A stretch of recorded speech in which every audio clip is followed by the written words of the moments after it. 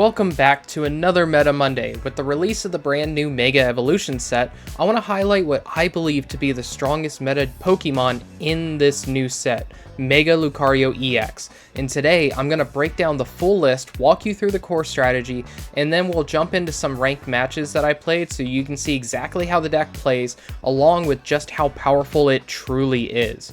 So here's the list that I've been running. The overall game plan is super simple. You get a Mega Lucario into play, then you use things like Hariyama to gust up key targets for quick knockouts. The deck does have a lot of synergies going on, but there's three main engines that I want to highlight. The first one is your draw engine, which is your Lunatone and Solrock. It provides steady draw power while getting fighting energy into the discard pile for your Mega Lucario.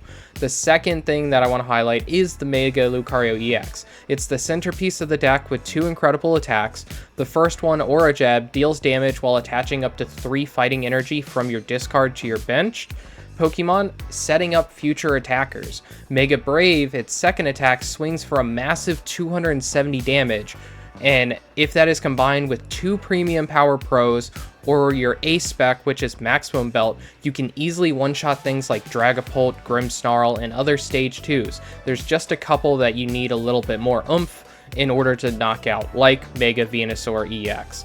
The third most important synergy is your Hariyama. Thanks to its Heave-Ho counter ability, it provides free Gust whenever it evolves from hand. That alone makes it a must-play, but it also has the attack Huge Press, which does a whopping 210 damage, which is more than enough to one-shot most basic EX Pokemon. So as for text though, I've chosen to run a single copy of Gravity Mountain and Reversal Energy. The reasons for those is that Gravity Mountain helps in matchups against like Gardevoir, Mega Venusaur, and also serves as a stadium bump, while Reversal Energy pairs perfectly with Hariyama, letting him attack immediately if we're behind on prizes. Some players also like to swap out one Mega Lucario for a single prize Lucario as a flex option as well, so feel free to change out what you want depending on what your current meta is around what you're playing. And before we get into the games, hit that like button and subscribe for more Meta Mondays, Rogue Thursdays, and my 1 month 1 deck series every Saturday. And with that being said, we'll get on to game number 1. Alright, so the first game is against a Miraidon deck that's running the new Mega Manectric. So I do think that this new Mega Manectric is perfect in the Miraidon deck. I do think that it is something that the Miraidon deck with the electric generators was really missing. It has 2 really strong effects, and I do plan on covering that deck at a later date as well. I just can't decide yet if I want to cover it as a Meta Monday or if I want to cover it as a Rogue Thursday. I'm waiting to see some results to see just how well it does before I decide on which one it's going to fall under, because it seems to take a really good pilot to be able to run it. So here we are setting up that Cornerstone. We had to start it in the active, and then we also got a Air Balloon down on our Makuhita, and then we have a Riolu. So all in all, our board is looking really good. It does kind of stink that we had to give them access to Town Store, but at the same time, we do need that Town Store ourselves later on because it is an easy way of getting to our A spec or to our 2 air balloons, like the one that we have on the field right now. Iron Bundle can come in clutch here too. Most of the time, Iron Bundle is just used as discard fodder. There is niche situations that you really need it, and that's the reason why we still run it in the deck and why most decks still run it as well. So if you do want to cut it, you can, but I do think the safer bet is to just keep it. Here we see that our opponent is just getting their board completely set up. It looks like they're trying to go for a Iron Hands play first, but one of the big things that we have in this matchup that's going for us is that we are a whole bunch of fighting type Pokemon, and most of the electric Pokemon are weak to fighting types, so we are able to hit for ×2 damage into most of them, especially the Iron Hands, the Miraidon, and you also can hit into the Mega Manectric as well for ×2 weak. Here we were able to get down a Lunatone, and then we have another Fighting Gong, so I'm able to get down that Solrock as well. We already attached for this turn. And instead of trying to find another way of getting into the Mega Lucario and swinging this turn, I decided to just wait. I have a Hariyama in my hand. I also have a boss if need be, but we also have the research, which is huge. So most likely next turn, I'm going to play down the Gravity Mountain, just a stadium bump, get rid of the Town Store most likely, and then we can play out the Hariyama. That is going to allow us to boss up that Mega Manectric, and then we will research and most likely find a card that gets us into our Mega Lucarios. And we still have all 3 left in the deck. So first we do use this Town Store. It is going to get us the Maximum Belt, so we can put that down. So that will allow us to be able to one-shot this Mega Manectric. So now we are going to play down this Hariyama that is going to bring up the Mega Manectric. And then we also have this Premium Power Pro, but we don't need it. We know that we have enough damage here. We do find the Mega Lucario, so we will be able to go into that this turn. We are just going to attack right away. There's no real reason for us to just draw 3. You could have, that is kind of a misplay on my part, is not doing the draw 3. But I felt like we were still just way too ahead. And if we do get hit with the Iono, I would rather not put a whole bunch of really good cards if we draw them onto the bottom. And we don't really need anything for our field right now. A Turo would be nice, but we just got rid of one. Luckily we run 2, so there is a chance that we can draw into our final one as well. Right now our opponent is setting up the Iron Hands during their turn, so it looks like they probably have a boss in hand, and then they just need 1 more energy and they will be able to take 2 prizes. Here they do have the boss, so they're bringing up the Lunatone, which is understandable, and then they play out their A-Spec, their Prime Catcher, for some reason, so I don't understand why they did that. I guess it was just to thin out 1 more card, so that way then they can restart. But they didn't find the energy that they need, and they whiffed on that Electric Generator, which is really good for us, but we're already in a commanding position anyway. Here we can just Ultra Ball away the Lunatone and the Cornerstone, get another Mega Lucario down. We can put down the energy on it as well. We don't need 2 energy on our active right now because we can still just one-shot pretty much anything that they have. Here we get to take 2 prizes, so anything that they put up, we can easily one-shot. We do have a energy in hand just in case they just leave up the Mew or something like that, but even with the A-Spec on, our first attack still just one-shots the Mew. So there's nothing that they can really do. This game is pretty much over. But this just showcases a little bit of the power of the Mega Lucario and how consistent it is. Like, there's even times where we just choose not to use Lunatone because our hand is already decent enough. Right here, they're trying to do a big play as well. They have a fully powered up Mega Manectric, but it only does 330 damage, which is 10 less than what they need to knock out our Lucario, and then they scoop. Alright, so game number 2 is against another brand new deck, which is that Venusaur and Meganium deck. I do think that this is also going to be a really strong, probably tier 2 deck. There's a couple weaknesses to the deck, but again, I will be covering the Mega Venusaur deck at a later date as well. It will most likely be a Rogue Thursday video, so look forward to when that pops up as well. Here we are just getting everything set up. We do get to use the Lunatone to draw 3 cards. We find a Riolu so we can get that down, and then I'm thinking with the Fighting Gong of grabbing another one, though I could have just grabbed the Makuhita and then I would have had 1 of each in case I need to. Here I'm thinking about just putting down the reversal energy on the Lunatone so I can retreat him next turn and be able to attack with this Lucario. Our opponent starts off using a bug catching set, and we see that they're also running the Toadscruel, the little baby Toadscruel engine, which is a very big help against things like Goldango or Dragapult, since they generally run a lot of Night Stretchers. It also is really good against us because we run a lot of Night Stretchers too, so if they can force us into a long game, that can be a very detrimental card for us. Here they did hit us with the Iono, and they actually gave us a pretty bad hand. We're really relying on this Lunatone to draw us out of this hand, and we do have a Turo for later as well, along with the boss, which is really nice. So here they throw up a Bulbasaur and we draw into a Hariyama, which just isn't going to do anything. We do draw with the Lunatone, but still we draw into nothing that we need. But we do at least find a Lillie's Determination, so we can use that to try to see 8 more cards. And again, we're just whiffing a little bit. Sometimes you can whiff, but compared to a lot of other decks, this deck does feel way more consistent because you have things like the Ultra Balls, the Fighting Gongs, and you just have like the natural draw of the Mega Lucario. So it's very easy to find those, but there are times where your deck just goes against you. And this is one of those games that it seems like it's going to be going against us. Here they do have 2 Teal Masks that are getting set up. That way then they have a bunch of energy on the field. One of the cool things about this Mega Venusaur is its ability. Being able to just freely move energy around is such a powerful ability, and it's on a 380 HP Pokemon too.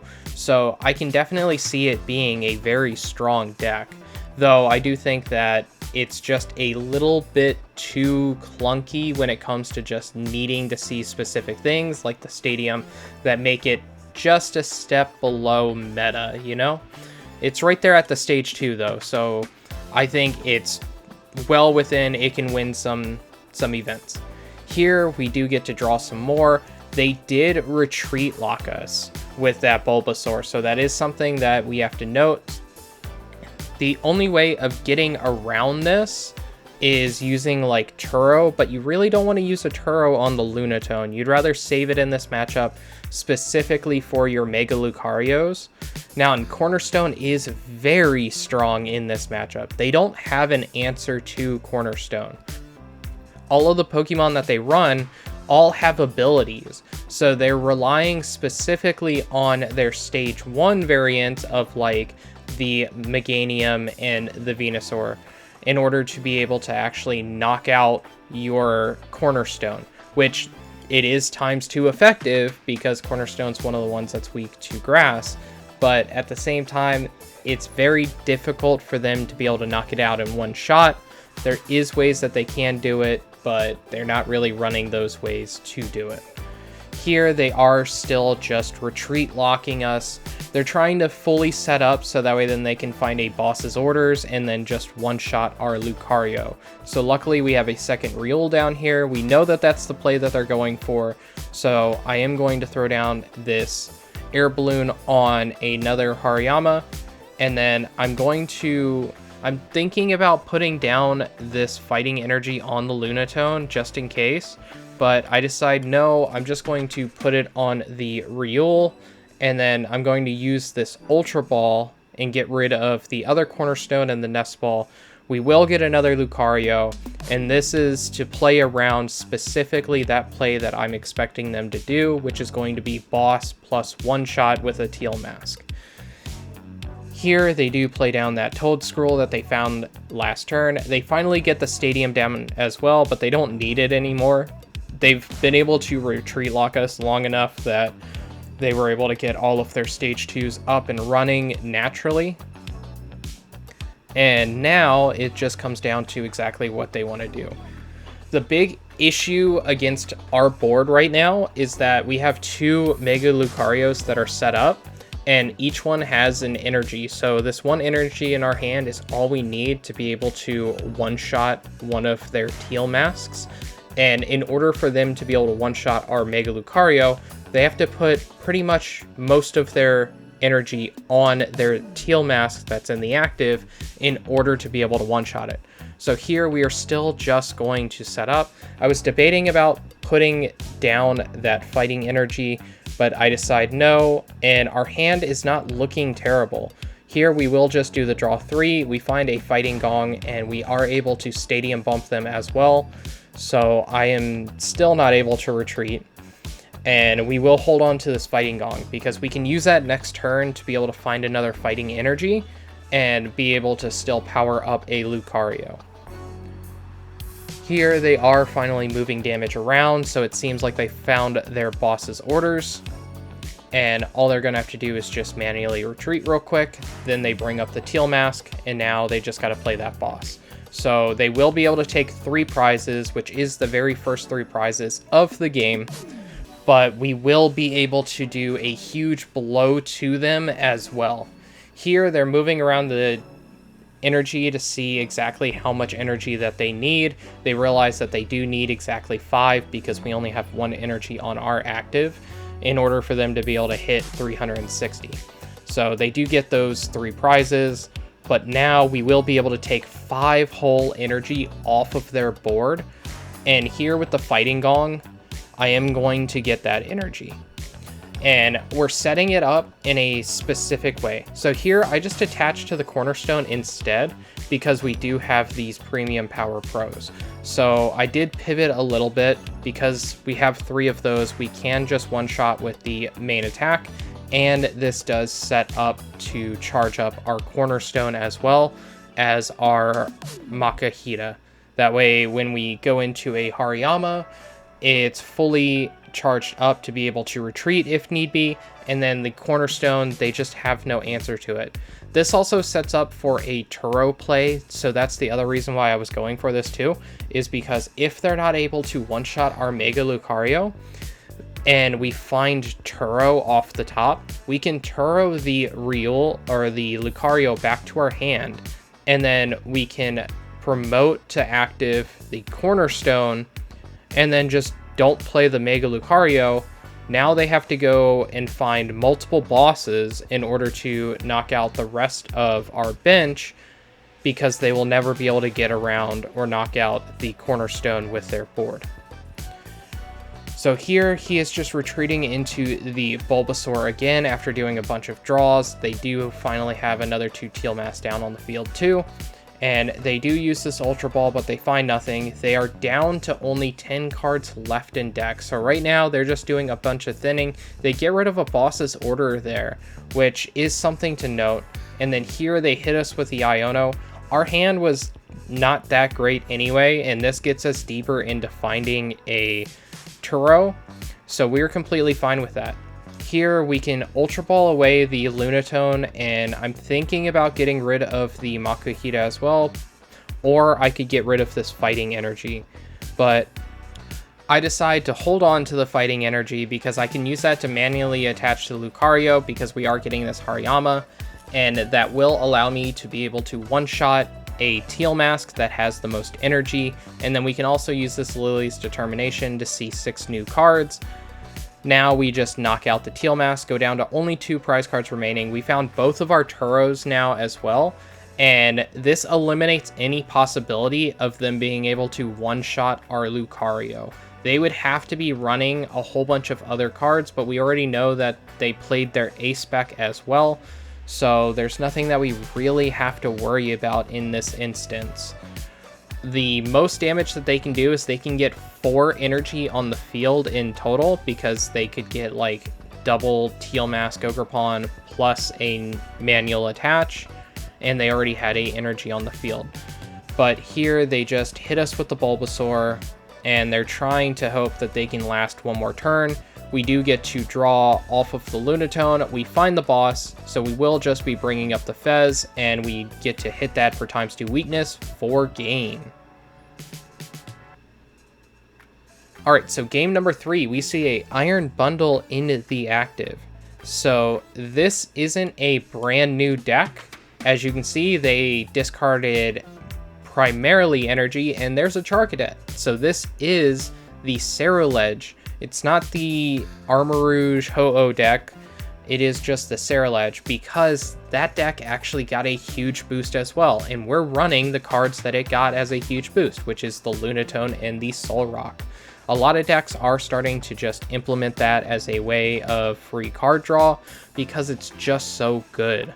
And here we are able to get pretty much the best board that we could possibly want. With the Fighting Gong right now too, we are able to end our turn with a Lunatone, a Makuhita, Solrock, plus the Riolu, and we have a second Makuhita too. So this is the perfect setup if you're looking at what you want to try to achieve as perfectly as possible. This is the board state that you want on your first turn. Here, our opponent is starting to set up really nicely as well. They find a Solrock, they get that down, they manually attached last turn to the Iron Bundle, so that way then they can retreat into their Ceruledge and take the first prize of the game. Here we are just going to throw the Riolu up because we have the Mega Lucario in hand. With this Fighting Gong, we are going to find another Fighting Energy, that way then we have one that we can naturally attach. Here we do find a Cornerstone, but that is not going to be helpful for us. We do find the Hariyama though, which is really nice. Now then, we can't one-shot right now. We can do up to 180 damage, but there's no real reason to do that. I am just going to use this Ultra Ball real quick, and we are going to get a second Riolu down because we will most likely need to go into a second Mega Lucario in this matchup. Here we get to hit for 130, and then this is a tough decision as to what we power up.